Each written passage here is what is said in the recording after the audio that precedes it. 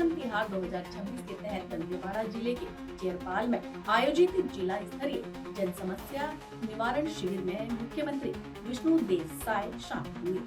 जी हाँ, इस दौरान उन्होंने हितग्राहियों से संवाद किया और क्षेत्र के विकास के लिए कई महत्वपूर्ण घोषणाएं की। आपको बता दें, मुख्यमंत्री विष्णुदेव साय ने कहा कि सभी पात्र हितग्राहियों को वन अधिकार पट्टे दिए जाएंगे और बस्तर के सर्वांगीण विकास के लिए सरकार लगातार कार्य कर रही है। वहीं उन्होंने चेरपाल और तुमरी गुंडा खेल मैदान विकास मॉडल बाजार निर्माण, पशु औषधालय भवन, गोयंदर नाला पर स्टॉप डैम तथा विभिन्न गांवों में विद्युतीकरण कार्यों के लिए करोड़ों रुपए की घोषणा की। साथ ही ट्राइबल रिसर्च पार्क, पर्यटन विकास और नई सड़कों के निर्माण की भी घोषणा की। वहीं मुख्यमंत्री ने कहा कि शिक्षा, स्वास्थ्य, पर्यटन और आधारभूत संरचना को मजबूत कर बस्तर को विकास की नई पहचान दी जाएगी। साथ ही कार्यक्रम में विभिन्न योजनाओं के हितग्राहियों को लाभ वितरित किए गए और सुशासन तथा जन कल्याण के संकल्प को दोहराया।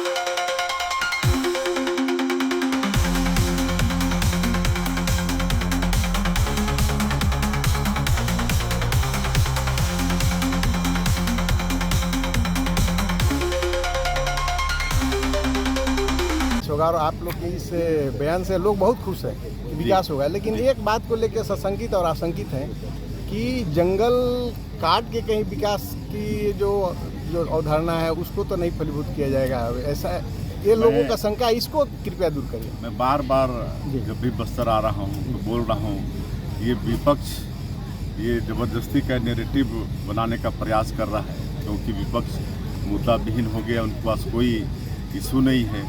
हम बार बार बोल रहे हैं कि यहाँ पर हम एग्रीकल्चर को बढ़ाएंगे, टूरिस्ट को बढ़ाएंगे, फॉरेस्ट प्रोड्यूस का वैल्यू एडिशन करेंगे, इसी में हम इस क्षेत्र को पूरा खुशहाल कर सकते हैं।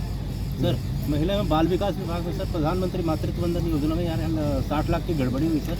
यहाँ का जो हितग्राहियों का पैसा बिहार और झारखंड के हितग्राहियों के खाते में टेक्निकली फॉल्ट से चला गया या जानबूझ के क्या, उसकी जाँच नहीं हो रही है। दूसरा, यहाँ जिला कार्यक्रम अधिकारी का पद नहीं होने के कारण बहुत दिक्कत हो रही है सर, उसकी पोस्टिंग करने की संज्ञान में है और इसकी जांच हो रही है और हमको लगता है कि टेक्निकली फॉल्ट ही है, ये कोई जानबूझकर नहीं किया है, इसका समाधान। दूसरा एक और सर, इसी आज चेरपाल की इस पावन भूमि में सुशासन तिहार 2026 के तहत समाधान शिविर का यहाँ पर आयोजन किया गया है, जिसमें आसपास के 5 पंचायत के लोग एकत्र हुए हैं और इसमें जिला के कलेक्टर ने अपना प्रतिवेदन प्रस्तुत किया है। पिछले समय में जो भी विकास के काम हुए हैं और इस सुशासन त्यौहार का उद्देश्य है कि हम लोग जो छत्तीसगढ़ की 3 करोड़ जनता की सेवा कर रहे हैं, सरकार की योजनाओं के माध्यम से मोदी की गारंटी का काम कहाँ तक मतलब पूरा हुआ है, ये सबको जानने के लिए, फीडबैक लेने के लिए वहाँ समय पर राशन पहुँच रहा है कि नहीं, पीने की पानी की व्यवस्था है कि नहीं, बिजली पहुँच रही है कि नहीं, सारा चीज़ जानने के लिए ये सुशासन त्यौहार का आयोजन किए हैं। और मेरा मुख्यमंत्री के नाते ये शायद 23 जिला 33वां जिला होगा दंतेवाड़ा, जहाँ हम आए हैं।